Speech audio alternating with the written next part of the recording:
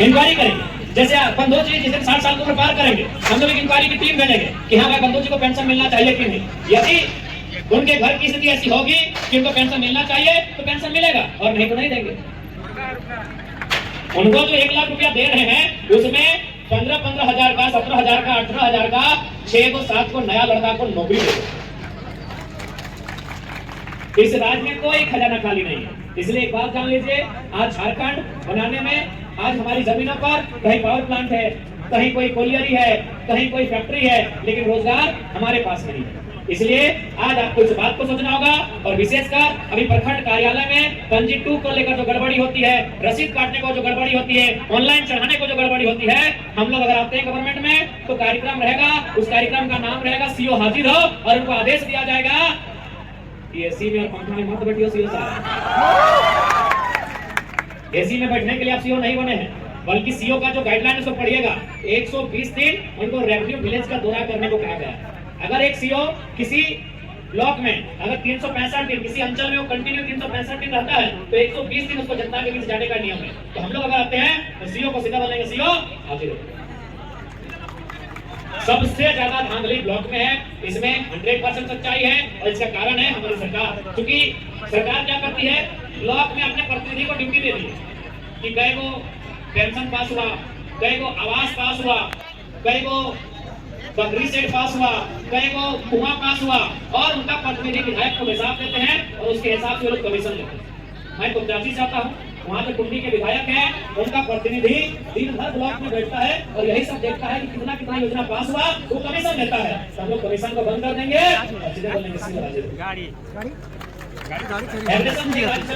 हमें लगता है इन लोग आपको धोखा कर दिया है और अफसर सही को भगवान बना दिया, इनको डर नहीं लगता।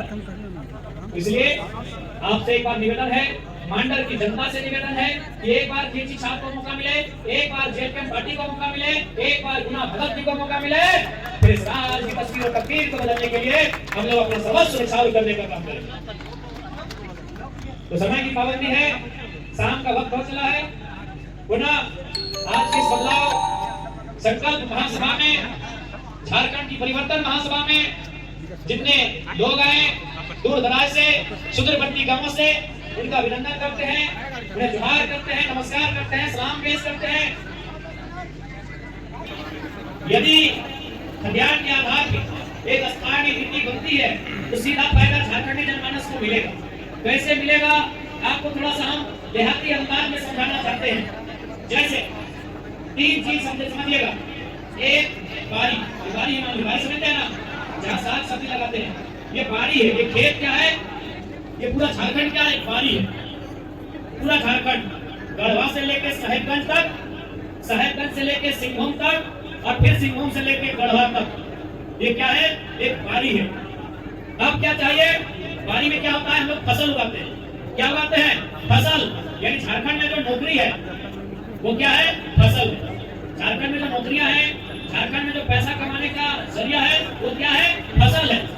और एक क्या होता है, बाड़ी फसल, और एक होता है बाउंड्री, जिसको हम लोग कोई भेड़ बोलता है, कोई भोरना बोलता है। आप लोग क्या बोलते हैं, भोरना। हम लोग भी बोलते हैं भोरना। यानी हमारे पास क्या है, बाड़ी है। बाड़ी यानी झारखंड।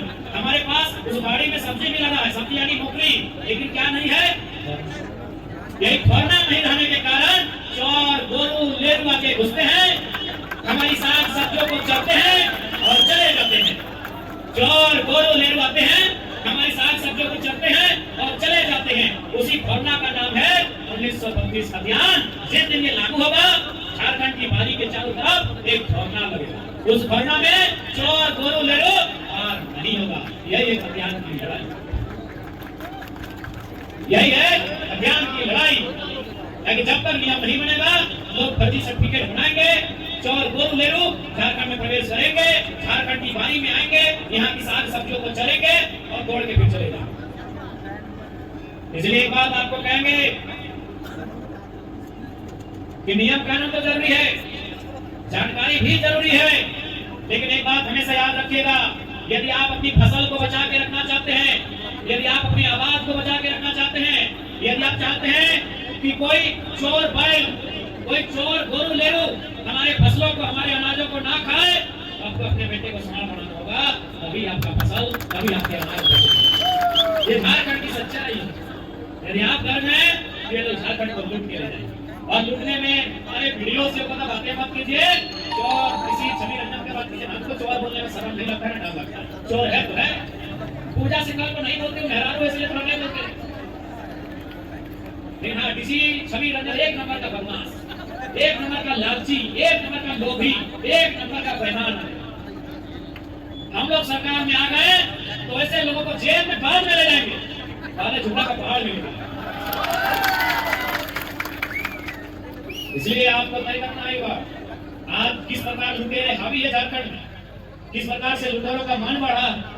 बाकी एक बात कहेंगे तो ईमानदार है उनको नमस्कार है, चाहे वो चपरासी चाहे हवलदार है। दादा आपको ईमानदार है तो मालूम है, आपको नमस्कार है।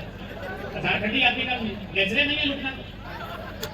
हाँ कितना अच्छा हंस रहे हैं, प्रणाम दादा, टेंशन मत लीजिए। आपको भी एक काम हम लोग करेंगे सरकार में आएंगे तो, जैसे पुलिस वालों की शिकायत होती है कि रांची वालों का पोस्टिंग दिया गया है साहिबगंज में, गढ़वा वाला का पोस्टिंग दिया गया है धनबाद में, तो दिक्कत हो जाता है। ऐसे भी नौकरी आप लोग झारखंड के अलावे अपने बीवी बच्चों के लिए करते हैं, उनकी सुख सुविधा के लिए करते हैं। तो भाई पत्नी कहाँ और आप नौकरी कहाँ कर रहे हैं, बच्चा स्कूल में कहाँ और आप नौकरी कहाँ कर रहे हैं, आपकी बूढ़ी माँ कहाँ और आप कहाँ। इसलिए हम लोग अपनी सरकार में आएंगे तो पुलिस वालों भैया के साथ साथ जितने सरकारी वाले हैं उनको एक व्यवस्था देंगे, आपको 74 का जिला चयन करने का मौका देंगे।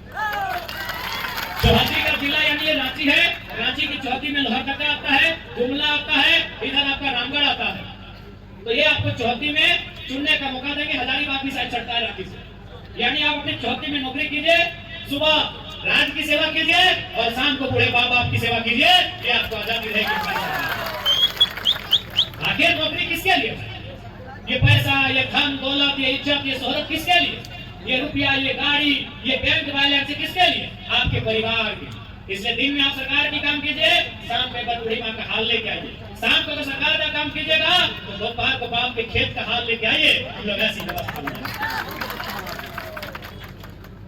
ठीक है, तो पुनः यही कहेंगे कि जो ईमानदार है उनको नमस्कार है और जो गद्दार है उनको फटकार है। पुनः